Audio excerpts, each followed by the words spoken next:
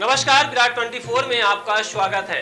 खबर रीवा से है, जहां सिमरिया विधायक अभय मिश्रा ने एक बार फिर मीडिया को दिए गए बयान में भाजपा की कार्यशैली, चाल चरित्र, चेहरे पर प्रहार किया है। सिमरिया विधायक अभय मिश्रा ने भाजपा को दलित विरोधी बताया है, संविधान विरोधी बताया है। उन्होंने कहा कि भाजपा नहीं चाहती कि दलित वर्ग के लोग अच्छी शिक्षा ग्रहण करें। गरीब तबके के लोगों को लाडली बहना गेहूं चावल देकर सरकार मूर्ख बना रही है। वहीं शहर की बेशकीमती जमीनों को लेकर उप मुख्यमंत्री राजेंद्र शुक्ला पर जमकर निशाना साधा और कहा कि आने वाले समय में रीवा का इतिहास समदड़िया के नाम से लिखा जाएगा। अभी राजा महाराजाओं के कार्य, उनके द्वारा बनाई गई बड़ी इमारतें, बनाए गए तालाब और उनके कार्यों से जाना जाता था। आने वाले समय में हम अपने बच्चों को समदड़िया के बारे में बताएंगे कि रीवा में एक समदड़िया बिल्डर था। अभय मिश्रा ने हाल ही में हटाए गए अतिक्रमण को लेकर मीडिया से चर्चा कर रहे थे। अभय मिश्रा ने कहा कि जब से भारतीय जनता पार्टी की सरकार आई है, इनके लिए ना तो संविधान है, ना कोई कानून है, इसलिए कानून और संविधान की बात करना कोई मतलब नहीं है। दरअसल यह संविधान चाहते ही नहीं, इनकी मजबूरी है कि बाबा साहेब भीमराव अंबेडकर के द्वारा बनाए गए संविधान को किसी तरह से मानना पड़ रहा है। अंदर से इनकी इच्छा है कि यह भी खत्म हो जाए। धर्म के नाम पर राजनीति करने के भी आरोप सिमरिया विधायक अभय मिश्रा ने भाजपा पर लगाए हैं। आइए आपको सुनाते हैं सिमरिया विधायक अभय मिश्रा को, जिन्होंने बाबा साहेब भीमराव अंबेडकर की फोटो शासकीय कार्यालय से हटाने, रीवा नगर निगम के द्वारा हटाए गए अतिक्रमण और अन्य मुद्दों को लेकर मीडिया से चर्चा की है। तो वो तो ये कह रहे हैं कि हमें ये जो सत्ता है वो हमें मारना चाहिए। जैसा आप कह रहे थे, उनको पढ़ने नहीं दिया जा रहा, शिक्षित नहीं किया जा रहा, उनके अंदर भारी आत्म। वो अपने सीने में हाथ रख के पूछे अनुसूचित जाति के लोग कि भारतीय जनता पार्टी को क्या वो वोट नहीं दे रहे?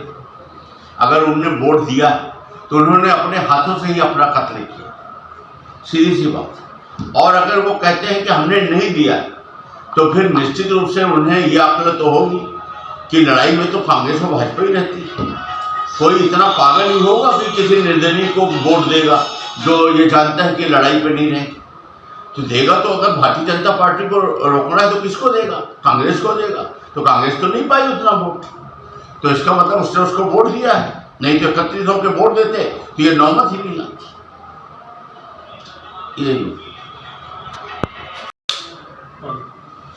ये जो नगर निगम की कार्यवाही हुई है, क्या ये कानूनी और नैतिक रूप से सही है?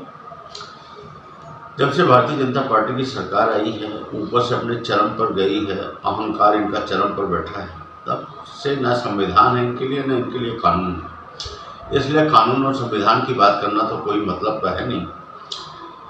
दरअसल ये तो संविधान चाहते ही नहीं है, ये चुनाव भी नहीं चाहते हैं। ये तो मजबूरी है कि बाबा साहब अम्बेडकर संविधान बनाकर चले गए, तो उसकी औपचारिकता इनको पूरी करनी पड़ती है। तो धन बल से किसी तरह से करके ये उस पर ये सफल है, इसमें दोहराई नहीं है। पर अंदर से तो इनकी इच्छा ये है कि ये भी ख़त्म हो। और आज इनका धर्म के नाम पर लोगों को उकसाना, भड़काना, उसके नाम पर वोट हासिल कैसे करना, तो आज तो इनके लिए हिंदू मुस्लिम एक पहला है। पहले तो ये हिंदुओं को वो करने के लिए, एकत्रित करने के लिए जानबूझ के मुस्लिमों पर अत्याचार करते हैं। दूसरी तरफ बाबा साहब के अम्बेडकर के से जुड़े लोग, जैसे जो साकेत जिनकी आप बात करते हैं, अनुसूचित जाति के लोगों को तो भारतीय जनता पार्टी देखना भी नहीं चाहती। वो जब बाबा साहब अम्बेडकर की फ़ोटो हटा रहे थे हर जगह से, चाहे अभी आपने संसद का भी वहाँ दिल्ली का सुना ही, देखा ही नहीं। बाबा साहब अम्बेडकर के विरुद्ध लगातार, मतलब एक मिशन बना हुआ है कि बाबा साहब अम्बेडकर का नामो निशान इस देश से मिटा देना है। तो उनके अनुयायियों को ये भला कैसे जीने दे सकते? अनुसूचित जाति के लोग इनके टारगेट पर हैं। ये तो दुर्भाग्य है कि लोगों को समझ नहीं, क्योंकि शिक्षा का स्तर उतना नहीं है भारत देश में। अब आप इनकी व्यवस्था देखिए, अभी अभी इन्होंने ठीक किया है कुछ साल पहले, नहीं तो इन्होंने ये नियम बना रखे थे कि जो बच्चा 8वीं फेल हो जाएगा, है ना, उसको भी अगले क्लास में वो कर, और कई साल चला। आप खुद सोचिए, जो बच्चा 8वीं फेल होगा वो 9वीं पढ़ेगा क्या, 10वीं पढ़ेगा क्या? कुल मिलाकर उसको उलझा के रखना। और जितनी खतरनाक योजनाएं अंग्रेजों की ली थी, उससे ज़्यादा खतरनाक योजनाएं हैं इनकी। इनका मुख्य उद्देश्य है कि भारत का आदमी जो एक लार्ज पॉपुलेशन है, 160 करोड़ में लगभग 100 करोड़ के आसपास जो गरीब हैं, ये शिक्षित बस न होने पाए। जिस दिन ये शिक्षित हो जाएंगे, शिक्षित का मतलब ग्रेजुएट, यानी ये संविधान को समझने लगेंगे, ये विधानसभा को समझने लगेंगे, विधायक और सांसद के कर्तव्य और अधिकार समझने लगेंगे, वोटर का अधिकार समझने लगेंगे, वो इनको फिर ये लाडली बहना और ये गेहूं चावल में थोड़ी वोट देगी। इसलिए इनकी पहली प्रायोरिटी है कि भारत की जनता शिक्षित न होने पाए। और ये कंक्रीट का जंगल, ये बड़ी बड़ी बिल्डिंग, ये सब बना देने से और लोन का पैसा जनता के ऊपर ही कर्ज ले लेकर बना देने से कुछ मुट्ठी भर लोगों को जो धनाढ़ हैं वो तो उपयोग कर सकते हैं और बाकी उस पर कमा रहे हैं, उसी को बनाने में कमा रहे हैं। कुछ लोग उसको देख के प्रसन्न हो रहे हैं, बाकी इन गरीबों को उससे क्या मिलना है, उनके हिस्से इससे क्या फायदा है होना है, उन्हें तो कुछ होना नहीं जब तक कि उनका जीवन स्तर नहीं बदलेगा। और शिक्षा ये शिक्षित होने नहीं दे रहे हैं, रोजगार ये दे नहीं रहे हैं, कोई इंडस्ट्री है नहीं, कुछ काम है नहीं, किसानी अपने आप में नुकसान का काम है, मजदूरी कर रहे हैं। इनकी लक्ष्मी लाडली लागू हुई, उसके माँ बाप भी मजदूर थे, वो लक्ष्मी लाडली 18 साल पहले वो भी मजदूर बनी, उसकी अभी जो नई लक्ष्मी लाडली पैदा हुई 18 साल बाद बच्ची वही मजदूरी कर रही है। तो बदला केवल कर्ज और ये कंक्रीट के जंगल। अब दुर्भाग्य हमारा ये है कि आखिरकार ये जीत तो रहे ना, जनता तो नहीं वोट देगी, इसलिए समय है, समय बलवान होता है, इनका समय है, इसलिए जो कर ले वो सही है। और मैं तो केवल एक बात से नाराज हूँ, मैं इसमें अब इन्होंने तोड़ा सूची जाति के बस्तियों को, इसको तो मेरे अकेले बोलने से क्या हो। रीवा राजेंद्र शुक्ला जी ये सब करवा रहे हैं, तो रीवा की जनता ने तो उन्हें बहुमत दिया है ना, तो इसका मतलब है कि रीवा की जनता की सहमति है कि गरीबों को कुचलो, उनकी बस्तियां उजाड़ो, हर जगह जमीनों को हड़प लो, सब समदड़िया का फोटो सामने रख के पूरी जमीन खुद लूट लो। अभी मैंने एक प्रश्न लगाया विधानसभा में, इसके पहले प्रदीप पटेल जी ने भी लगाया था प्रश्न, सत्य तो उसी में आ चुका है। मैंने उसको इस तरह से डिस्कवर करके लगाया है कि उसकी डिटेल्स में आए, ताकि आम आदमी को समझ में आ जाए। आम आदमी को जब समझ में आ जाएगा कि सिरमौर चौराहे की जमीन जो 50,000 रुपये स्क्वायर फीट में दुकान बिक रही है, वो भी तीसरे मंजिल पर, उसको ये 1800 रुपये और 1000 रुपये के रेट से कैलकुलेट करके मात्र 8 करोड़ जमा करके उतनी बड़ी बिल्डिंग, रीवा का एक सामान्य आदमी 8 करोड़ जमीन जमा करके ले सकता था। ये कहेंगे मेरा नहीं है, समदड़िया का, पूरा का पूरा शहर हो गया समदड़िया का।